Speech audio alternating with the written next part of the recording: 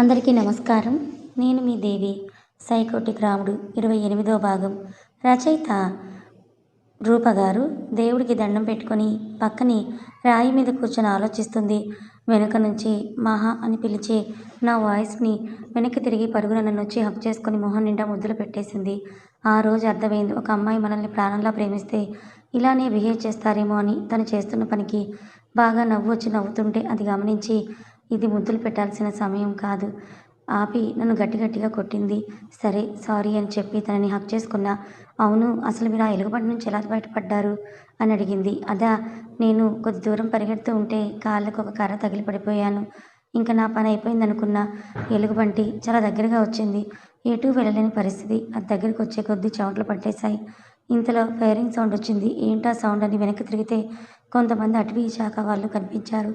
వాళ్ళతో పాటు నా ఫ్రెండ్ని కూడా చూసి అప్పుడు అర్థమైంది, నేను అడవిలోకి వచ్చిన వెంటనే వాడు వాళ్ళకి ఇన్ఫార్మ్ చేశాడని. ఊపిరి పీల్చుకున్నాను. అది జరిగింది.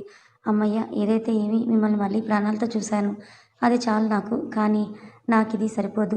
నిన్న ఒక మంచి కిస్ ఇచ్చావు కదా, కానీ ఆ ప్లేస్లో దాన్ని ఫీల్ అవ్వలేదు. ఇప్పుడు ఇవ్వచ్చుగా. చీ, గుడిలో ఏం మాటలు. ఆహా, ఇప్పటి వరకు నా మొహానికి ఇన్ని ముద్దులు మీరేగా పెట్టింది, అది కూడా గుడిలోనే. దానికి మహా చెంపలు ఎరుపెక్కాయి. ఇలా కాదని తను చేయి పట్టుకొని గుడి వెనక నుంచి దూరంగా ఉన్న పొలాల వైపు తీసుకొని వెళ్తాడు. కానీ వాళ్ళకి తెలియని విషయం, అక్కడే భాస్కర్రావు ఉంటాడు. వాళ్ళు అటుగా వెళ్ళడం చూసిన అయినా కోపంతో రగిలిపోతాడు. వెంటనే ఇంటికి కాల్ చేసి విషయం చెప్తాడు. ఒక చెట్టు చాటుకు తీసుకుని వచ్చి ఇప్పుడు ఇవ్వని తన బుగ్గను ముందుకు పెడతాడు. అటు ఇటు చూసి ఎవరూ లేకపోవడంతో అతని బుగ్గ మీద ముద్దు పెడుతుంది. వీరు తన చేతుల్ని మహా చెంప మీద పెట్టి ఇద్దరి పెదాల్ని కలుపుతాడు. అప్పుడే అక్కడికి వచ్చిన భాస్కర్రావు చూసి, ఎంత ధైర్యంరా నీకు అని అతని కాళ్ళతో వీరు వీపు మీద తంతాడు. బ్యాలెన్స్ తప్పి ఇద్దరు కింద పడిపోతారు. అక్కడ భాస్కర్రావుని చూసిన మహా, అన్నయ్య, నేను చెప్పేది వినండి. మేమిద్దరూ ఒకరికొకరు ఇష్టపడుతున్నాం. అతను ఏం చెయ్యకని కింద కూర్చొని అతను ప్రాధేయపడుతుంది. కానీ ఆ మాటలు పెడచెవిన పెడతారు భాస్కర్. కోపంతో వీరుని ఎలా పడితే అలా తంతారు. అప్పుడే అక్కడికి వచ్చిన మహా నాన్న, పాపిష్టి చదువు కోసం పంపితే వీటితో ప్రేమ పాఠాలు నేర్చుకుంటున్నావా? మా పరువు తీయడానికేగా నువ్వు పుట్టావని వెనకేసుకొని వచ్చిన ఇంకో నలుగురిని పిలిచి వీడికి ఏ కీలుకు ఆ కీలు పీకి మన చెరువులో పడేయండి. ఆ మాటకి నాన్న, తనకి ఏమైనా అయితే నేను బ్రతకలేను, ప్రాణాలతో ఉండనని చెప్తుంది. ఇన్ని సంవత్సరాలు మేము చూపించిన ప్రేమ కన్నా 2 రోజులు పరిచయమైన వాడు ఎక్కువైపోయాడా నీకు? నీ పని ఇక్కడ కాదు, ఇంటికి పద అని తీసుకుని వెళ్ళిపోతాడు. కారులో వీరుని అందరూ చితకబాదుతారు. కానీ భాస్కర్రావుకి అతని చెల్లెలు మహా మాటలే గుర్తుకొచ్చి వాడిని ఇంకా వదిలేయండి అని చెప్పి వెళ్ళిపోతారు. వీరు లేవలేని పరిస్థితిలో ఉంటాడు. ఆ ఊర్లో కొందరు చూసి అతని ఫ్రెండ్స్కి ఇన్ఫార్మ్ చేయడంతో వాళ్ళు వచ్చి వీరుని హాస్పిటల్కి తీసుకొని వెళ్తారు. ఇంటికి తీసుకొని వచ్చిన మహా తన తండ్రి అందరి ముందు ఆమెను పక్కనే ఉన్న రూమ్లో పెట్టి లాక్ చేస్తాడు. తన భార్యను పిలిచి రేపే దానికి నిశ్చితార్థం దానికి కావాల్సిన ఏర్పాట్లు చేయండి అప్పుడే వచ్చిన భాస్కర్రావుకి చెప్తాడు.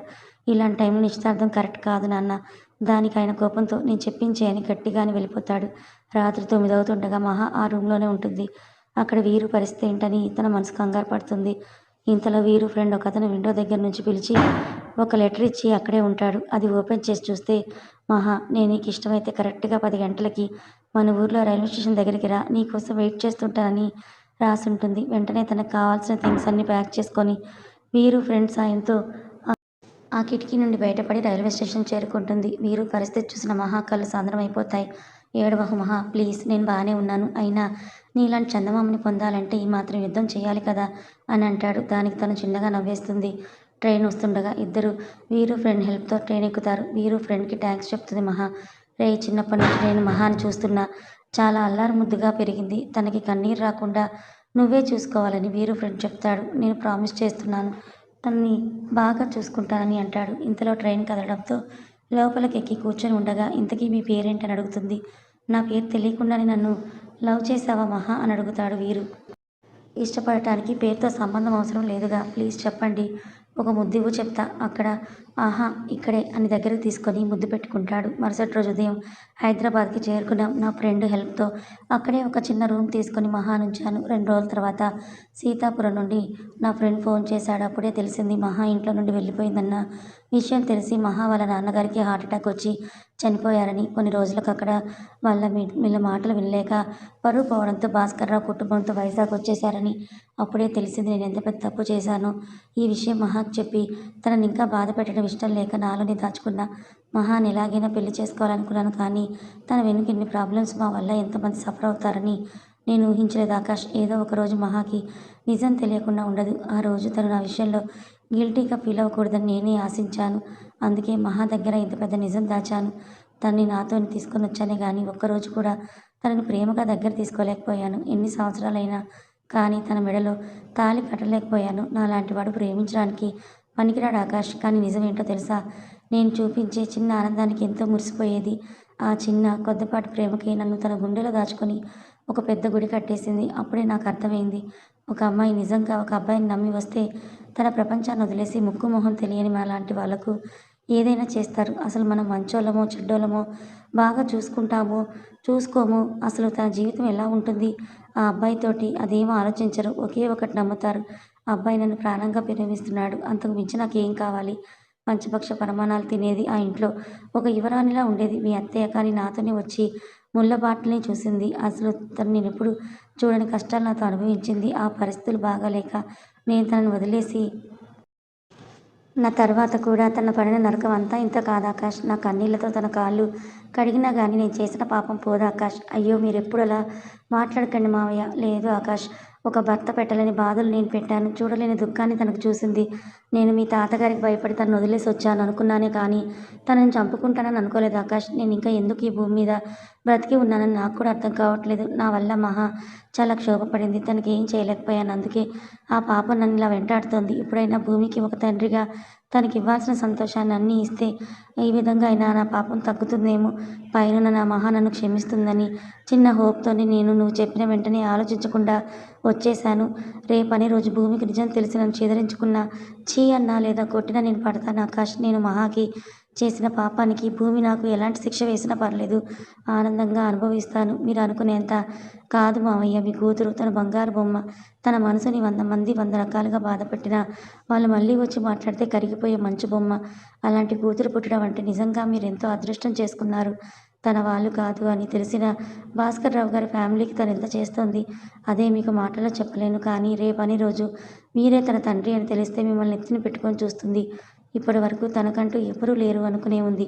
కానీ తన కోసం తన తండ్రి ఉన్నాడని తెలిసిన రోజు ప్రపంచాన్ని వదిలేసి మీతో వచ్చేస్తుంది. అలా జరుగుతుందంటావా ఆకాష్? తప్పకుండా జరుగుతుంది మావయ్య. నేనేదో మిమ్మల్ని సంతోషపెట్టడానికి చెప్పట్లేదు. భూమి మీద నాకున్న నమ్మకంతో చెప్తున్నా. నేనే స్టార్టింగ్‌లో తనని ఎంత టార్చర్ పెట్టానో తెలుసా? కానీ నవ్వుతూ దాన్ని తీసుకుంది తప్ప ఏ రోజు నన్ను బాధ పెట్టలేదు. ఇప్పటికి కూడా నా వల్ల తనే సఫర్ అవుతోంది గానీ నువ్వు నన్నెందుకు ఇలా చేశావు అని అడగను కూడా అడగలేదు. నీకు తను అంత ఇష్టమైనప్పుడు ఎందుకు ఆకాష్ భూమిని బాధ పెడుతున్నావు? దానికి బలమైన రీజన్ ఉంది మావయ్య. టైం వచ్చినప్పుడు మీకన్నీ వివరంగా చెప్తాను. సరే పదండి మావయ్య. లేట్ అవుతోంది. అమ్మ ఇప్పటికే 2 సార్లు కాల్ చేసింది. మిమ్మల్ని ఇంకా తీసుకొని రాలేదని, కూతుర్ని చూడాలని తొందరలో మా అక్కని మర్చిపోయాను పద ఆకాష్ అని ఇద్దరు కారులో స్టార్ట్ అవుతారు. ఇంటికి రీచ్ అయిన ఆకాష్ వీరేంద్రని ఇంట్లోకి వెళ్తూ ఉంటే వీరు అక్కడే ఆగి లోపలికి రావద్దని అంటుంది. లోపలికి కాలు పెడుతున్న వాడల్లా ఆగుతాడు. ఎర్ర నీళ్ళ పళ్ళెం పట్టుకొని వాళ్ళకి దిష్టి తీస్తుంది. ఏంటక్కా నువ్వు ఇప్పుడు ఇవెందుకు? అదేంట్రా అలా అంటావు? ఎన్ని సంవత్సరాల తర్వాత వచ్చావు? అని దిష్టి తీసి నీళ్లు బయట పారబోసి లోపలికొస్తుంది. ఏం మీ కూతుర్ని చూశారా? లేదమ్మా. నాకు కొంచెం ఇంపార్టెంట్ వర్క్ ఉండడం వల్ల తీసుకొని వెళ్ళడం కుదరలేదు. ఎప్పుడూ ఉండే వర్క్‌కే కదా వీరుని తీసుకొని వెళ్తే ఏమయ్యేది? మామ్ రేపటి నుంచి భూమి మామయ్య దగ్గరేగా వర్క్ చేసేది. అయినా వెయిట్ చేయడం కూడా ఒక తృప్తి ఉంటుంది మామ్. ఆకలిగా ఉంది త్వరగా తీసుకొని రా. అయ్యో నామతి మండ. వచ్చి ఇంతసేపయినా ఆ విషయమే మర్చిపోయాను. సరే మామ్ ఇప్పటికైనా వెళ్ళండని తనని కిచెన్‌లోకి పంపుతాడు ఆకాష్. అదేంటి ఆకాష్ అక్క దగ్గర అలా అబద్ధం చెప్పావు? ఇప్పుడు అమ్మకి ఇవేమీ చెప్పకండి. ఎందుకు? నేను మీకు తర్వాత చెప్తాను మావయ్య అన్ని విషయాలు. మార్నింగ్ లేచిన వీరేంద్ర బాల్కనీలోకొస్తాడు. గార్డెన్‌లో ధనంజయ్ గారు కస్తూరితో మాట్లాడుతూ కనిపిస్తారు. వెంటనే కిందకొచ్చి ఎలా ఉన్నావు బావా అని పలకరిస్తాడు వీరేంద్ర. వీరేంద్ర వాయిస్‌కి పైకి లేచి వెనక్కి తిరిగి మీరు అని అతన్ని గట్టిగా ఆలింగనం చేసుకుంటాడు ధనంజయ్. ఇద్దరి కళ్ళల్లో ఆనంద బాష్పాలు. నైట్ నీ రూమ్‌కొచ్చాను వీరు నిద్రపోతున్నావు. డిస్టర్బ్ చేయడం ఇష్టం లేకనే వెనక్కొచ్చానని ఆయన వీరుకి దూరం జరుగుతూ చెప్తాడు. నేను అక్కనడిగితే పని మీద బయటికి వెళ్ళావన్నది. వచ్చేసరికి లేట్ అవుతుంది. మార్నింగ్ మాట్లాడొచ్చు. వెళ్ళి రెస్ట్ తీసుకో అని చెప్పింది. టైర్డ్‌నెస్ వల్ల అలా నిద్రపోయాను బావా. మరేం పర్లేదులే. ఇంతకీ నీ భూమిని చూశావా లేదా? లేదు బావా. నిన్న ఆకాష్‌కి పనుండడంతో చూడలేదు. ఈరోజు ఆఫీస్ తీసుకొని వెళ్తానన్నాడు ఆకాష్. అవునా? సరే అయితే త్వరగా రెడీ అవ్వు. నేను నీతో వస్తాను. సరే బావా అని ఫ్రెష్ అవ్వడానికి వెళ్తాడు. కాఫీ తాగి వెళ్ళు వీరు. వద్దక్కా అని లోపలికి వెళ్ళిపోతాడు. అందరూ బ్రేక్ఫాస్ట్ చేసి ఆకాష్, ధనంజయ్ గారు వీరు కారులో స్టార్ట్ అవుతారు. భూమి ఆఫీస్కి రెడీ అయి కాలేజ్ తీసుకొని బయటకు వస్తూ ఉండగా భాస్కర్రావు ఎదురవుతాడు. చాలా టైర్డ్గా కనిపిస్తాడు. నాన్న ఇలా రండి కూర్చోండని ఆయన చెయ్యి పట్టుకొని వచ్చి సోఫాలో కూర్చోపెడుతుంది. నేను చెప్పానుగా ఈ వయసులో ఇవన్నీ వద్దు అని. నా మాట మీరు వినరు కదా. చూడండి మీ పరిస్థితి ఎలా ఉందో. దానికి ఆయన చిన్నగా నవ్వుతూ మొదటి రోజు కదా తల్లి, అందుకే కొంచెం నీరసంగా ఉంది. 2 రోజులు పోతే అదే అలవాటు అయిపోతుంది. నువ్వు ఎక్కువగా ఆలోచించకు. నేను బాగానే ఉన్నాను అని అంటాడు. ఏంటి బాగానే ఉంది? మీరు ఇంకా వెళ్ళొద్దు నాన్న. వెళ్తే నేను ఊరుకోను చెప్తున్నా. భూమి నేను బాగానే ఉన్నాను. ఇంకో 2 రోజులు వెళ్తాను. అప్పటికి ఇలాగే ఉంటే నువ్వు అన్నట్లు మానేస్తాను సరేనా? మీరు నా మాట వినరు కదా. ఆయన నవ్వుతూ సరే నీకు ఆఫీస్కి టైం అవుతుంది, నువ్వు వెళ్ళు తల్లి అని అంటాడు. సరే నాన్న మీరు జాగ్రత్త అని వెళ్తుంది. నాన్న నేను కాలేజీకి వెళ్ళొస్తానని అంటుంది గీత. మంచిదమ్మా అని గీత. నువ్వు బాగానే ఉన్నావు కదా. 2 రోజుల నుంచి చాలా డల్గా అనిపిస్తున్నావు. బాగానే ఉన్నాను నాన్న. ఎగ్జామ్స్ వల్ల కొంచెం ఆలోచనలో పడ్డాను అంతే. ఎగ్జామ్ గురించి ఎక్కువ ఆలోచించకు తల్లి. నువ్వు పాస్ అయినా ఫెయిల్ అయినా పర్లేదు. నీ హెల్త్ మాత్రం పాడు చేసుకోవద్దు. సరే నాన్న అని బయటకు వస్తుంది. క్యాబ్లోకి ఎక్కుతూ గీతని చూసిన భూమి, గీత ఎక్కడికి? కాలేజ్కి అక్క. కొన్ని రోజులు రెస్ట్ తీసుకోవచ్చు కదా. ఇంట్లో ఉంటే పిచ్చి పట్టేటట్టుంది అక్క. కాలేజ్కి వెళ్తేనైనా ఆలోచించడం తగ్గిస్తానేమో. సరే కానీ జాగ్రత్త. ఏదైనా ప్రాబ్లం అయితే కాల్ చేయి. సరే అక్క అని ఆటో ఆపి ఎక్కి వెళ్ళిపోతుంది. భూమి కూడా క్యాబ్లో ఎక్కి స్టార్ట్ అవుతుంది. ఆఫీస్కి రీచ్ అయిన ఆకాష్ డైరెక్ట్గా క్యాబిన్కి వెళ్ళి ధనంజయ్ గారిని, వీరేంద్ర గారిని అక్కడే కూర్చోమని చెప్పి ఫైల్స్ అన్నీ చెక్ చేస్తుంటాడు. గుడ్ మార్నింగ్ ఆకాష్ అని లోపలికి వస్తాడు విజయ్. గుడ్ మార్నింగ్ రా. భూమిని కర్ణన్ క్యాబిన్కి రమ్మని చెప్పు. వాళ్ళు ఇంకా రాలేదురా. ఇంకా రాకపోవడం ఏంటి? టైం 10 అవుతూ ఉంటే కర్ణకు కాల్ చేశా. She on the way. భూమి ఫోన్ నాట్ రీచబుల్ అని వస్తోంది. ఆకాష్ కనుబొమ్మలు ముడుచుకున్నాయి. ఆకాష్ నువ్వు టెన్షన్ పడకు. నేను కాల్ చేస్తాను ఆగని కాల్ చేస్తాడు. స్విచ్ ఆఫ్ అని వస్తుంది. ఏమైంది డాడ్? Switch off Akash. వెంటనే తన ఫోన్తో డ్రైవర్కి కాల్ చేస్తాడు ఆకాష్. అతను లిఫ్ట్ చేసి good morning sir. Good morning. భూమి ఎక్కడుందని అడుగుతాడు. సార్ అది అని నోట్లో మాటను నానుస్తాడు. పర్లేదు చెప్పు. సార్ మేడంతో సెంట్రల్ ప్రిజన్కి వచ్చాను. వాట్? కానీ ఎందుకు? తెలియదు సార్. ఆఫీస్కి అని స్టార్ట్ అయ్యాం కానీ మధ్యలో మేడం జైలు దగ్గరికి పోనివన్నారు. నేను ఎంత అడిగినా సమాధానం చెప్పలేదు. సరే మీకు చెప్దామంటే మేడం వద్దని రిక్వెస్ట్ చేశారు. ఆకాష్ కోపంతో చైర్లో నుంచి పైకి లేస్తాడు. నువ్వు లోపలికి వెళ్ళి తను వాడితో ఏం మాట్లాడుతుందో నాకు అప్డేట్ చెయ్యి. నేను స్టార్ట్ అవుతున్నా. సరే సార్ అని కాల్ కట్ చేసి భూమి కోసం లోపలికి వెళ్తాడు డ్రైవర్. ఏమైంది ఆకాష్ అని అడుగుతాడు వీరేంద్ర. Nothing uncle. నాన్న మీరు అంకుల్ ఇంటికి వెళ్ళండి. నేను భూమిని తీసుకొని డైరెక్ట్గా ఇంటికే వస్తాను అని కార్ కీస్ తీసుకొని వెళ్తాడు ఆకాష్. సగం దూరం వెళ్ళేసరికి డ్రైవర్ నుంచి కాల్ వస్తుంది. లిఫ్ట్ చేసి చెప్పు అంటాడు. సార్ మేడం ఇక్కడ శ్రీను అనే వ్యక్తిని కలిసింది. తనతోనే మాట్లాడుతోంది. ఏం మాట్లాడుతోంది? సార్ నేను కొంచెం దూరంగా ఉన్నాను. అంతగా ఏమీ వినిపించడం లేదు కానీ భూమి మేడం ఏడుస్తూ రిక్వెస్ట్ చేస్తున్నారు. చాలా బాధగా ఉంది సార్. 2 మినిట్స్ నేను వస్తున్నాను. వీలైనంత వరకు వాళ్ళు ఏం మాట్లాడుతున్నారో వినడానికి ట్రై చేయి సరేనా? సరే సార్ అని కాల్ కట్ చేసేస్తాడు. ఆకాష్ కార్ జైలు ముందు ఆగుతుంది. లోపలికి వెళ్తూ ఉండగా మళ్ళీ డ్రైవర్ నుంచి కాల్ లిఫ్ట్ చేసి నేను వస్తున్నానంటాడు. సార్ మేడం ఆ శ్రీనుతో తాళి కట్టించుకుంటున్నారు. డ్రైవర్ మాటలు విన్న ఆకాష్ కొంచెం షాక్ అవుతాడు. వెంటనే పరుగులాంటి నడకతో లోపలికి వెళ్తాడు. భూమి శ్రీనుతో తాళి కట్టించుకోవడానికి రీజన్ ఏంటో తెలుసుకుందాం రండి. భూమి క్యాబ్లో వస్తూ ఉండగా ఒక అన్నోన్ నెంబర్ నుంచి కాల్ వస్తుంది. లిఫ్ట్ చేసి హలో అంటుంది. హాయ్ భూమి ఎలా ఉన్నావు? నేను చెప్పింది ఏం చేశావు? నీ లవర్ వచ్చేసరికి నన్ను మర్చిపోయావా అని అంటాడు శంకర్. మర్యాదగా మాట్లాడు.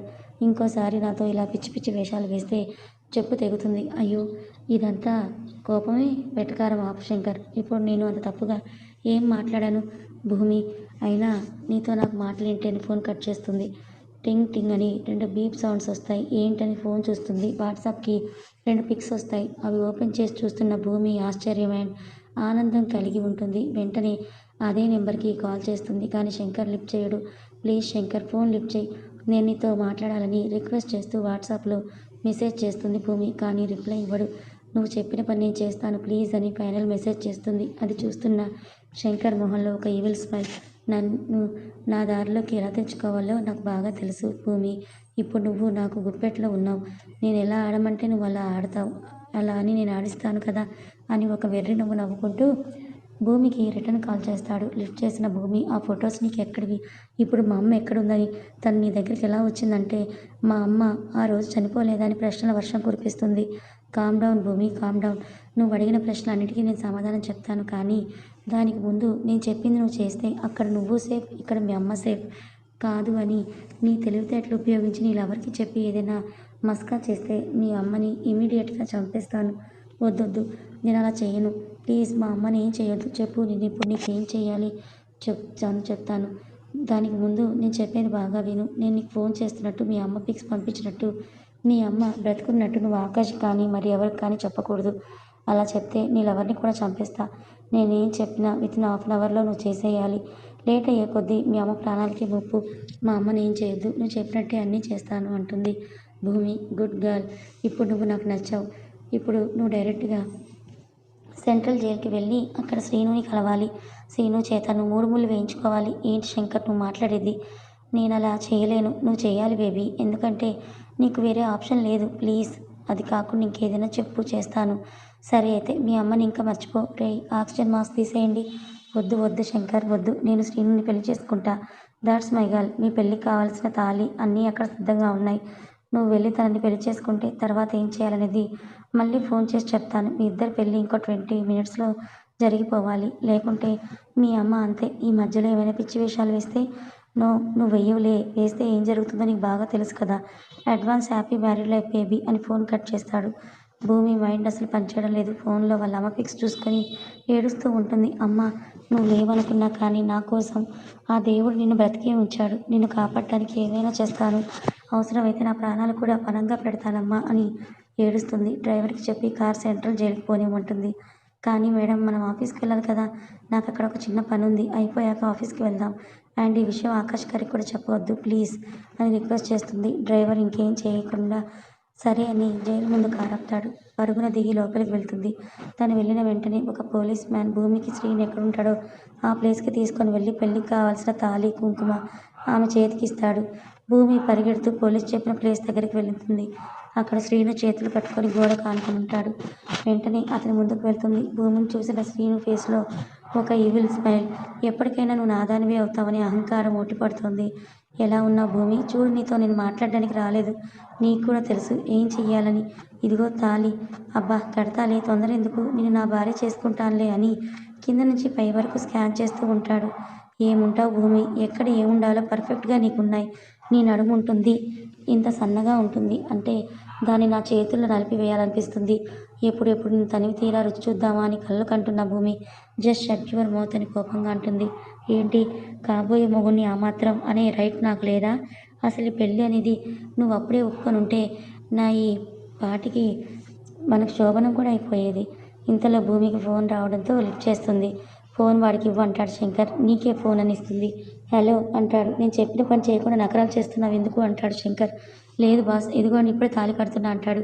నా దగ్గర ఓవర్ స్మార్ట్ చేస్తే మక్కలు విరగ్గొడతా అని కాల్ కట్ చేస్తాడు. వెంటనే భూమి దగ్గర ఉన్న తాళి తీసుకొని ఆమె మెడలో కట్టడానికి చూస్తాడు. కథ కొనసాగుతుంది. మరి భూమి శ్రీనుని పెళ్లి చేసుకుంటుందా? ఆకాష్ ఆ పెళ్ళిని ఆపుతాడా? మరి భూమికి తన భావనని తన అమ్మా నాన్న బ్రతికే ఉన్నారని చెప్తాడా లేదా? తెలుసుకోవాలనుకుంటే ఛానల్ని ఫాలో అవ్వండి. కథ నచ్చితే లైక్ చేయండి. Thank you so much.